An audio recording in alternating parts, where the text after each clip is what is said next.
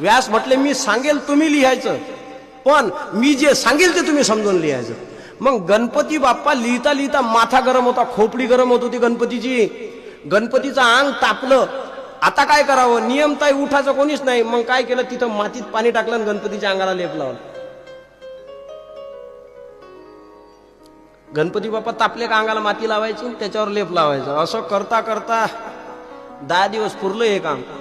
10 दिवसात गणपती बाप्पाच्या अंगाला लागली होती माती. 10व्या दिवशी लिखाण पूर्ण झालं.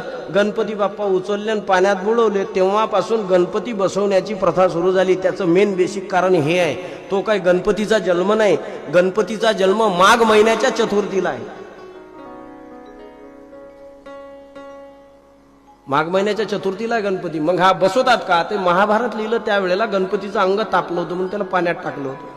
तेव्हापासून पद्धत आहे. पद्धत का लावली बुवा, गणपती